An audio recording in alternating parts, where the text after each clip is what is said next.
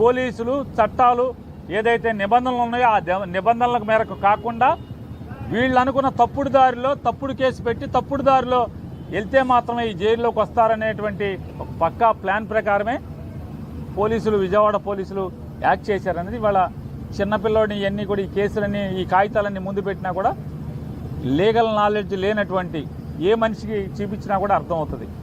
ఖచ్చితంగా వీటన్నింటినీ కూడా వంశీ గారి కుటుంబం కోర్టుల్లో ఛాలెంజ్ చేయబోతున్నారు. సార్, మీ పైన కూడా ఒక కేసు నమోదు చేశారు. మొన్న గుంటూరు జగన్ గారి పర్యటనలో ఉన్నారని.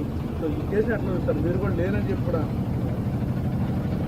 మొన్న గుంటూరు మిర్చియాటికి జగన్మోహన్ రెడ్డి గారు పర్యటనకి అంటే రైతుల్ని పరామర్శించి రైతుల్ని యొక్క స్థితిగతులు తెలుసుకుని వాటన్నిటినీ ప్రభుత్వానికి తెలియజెప్పడం కోసం ఆయన వెళ్ళిన దాంట్లో ఆ రోజు నేను మచిలీపట్నంలో ఉన్నాను.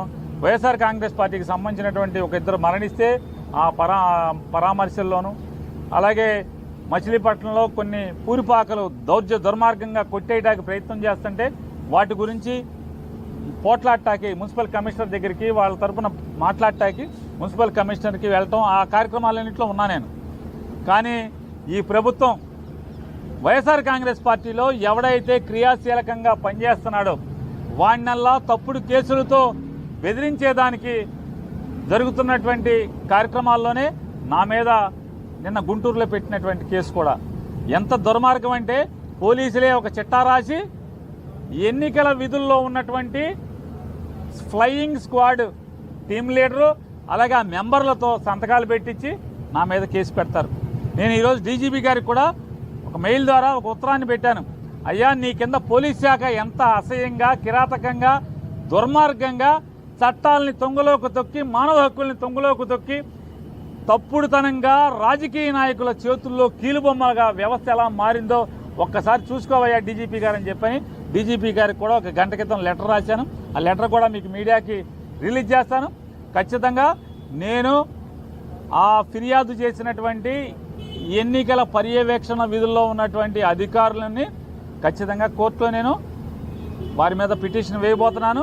ఖచ్చితంగా నాకు జరిగినటువంటి అవమానం లేదా నాకు జరిగినటువంటి మానసిక హింస ఖచ్చితంగా వాళ్ళని జవాబు చెప్పేదాకా కూడా వారిని వెంటపడతాం అనేది జరుగుద్దని కూడా మీ ద్వారా చెప్తూ, ఇదొకటే కాదు, మచిలీపట్నంలో 50 మున్సిపల్ డివిజన్లో ఉన్నటువంటి కార్పొరేటర్లు కానీ వైఎస్ఆర్ కాంగ్రెస్ పార్టీ నాయకులు కానీ వాళ్ళ భార్యలు, కొడుకులు, కూతుర్లు మొత్తం ఫోన్ నెంబర్లన్నీ కలెక్ట్ చేస్తున్నారు. అలాగే మచిలీపట్నం మండలంలో ఉన్నటువంటి వైఎస్ఆర్ కాంగ్రెస్ పార్టీ సర్పంచ్లు, అట్లాగే గ్రామస్థాయి నాయకులు, బ్యాంక్ ప్రెసిడెంట్లు అందరూ కూడా వాళ్ళ భార్యల ఫోన్ నెంబర్లు ఎందుకు పోలీసులకి? అంటే పార్టీలో తిరిగితే కనుక నీ మొగుడిని లోపలేస్తాం లేదా మీ నాన్న లోపలేస్తామని చెప్పని వాళ్ళ కుటుంబ సభ్యులను కూడా ఫోన్లు చేసి బెదిరిస్తాకి, లేదా ఇప్పటికే మా ఫోన్లన్నీ కూడా ఎవరో చంద్రబాబు గారు చుట్టం అంట ప్రకాష్ ఏదో ఉంది ఆయన పేరు, రమేష్ హాస్పిటల్ దగ్గర ఆఫీస్ పెట్టారు.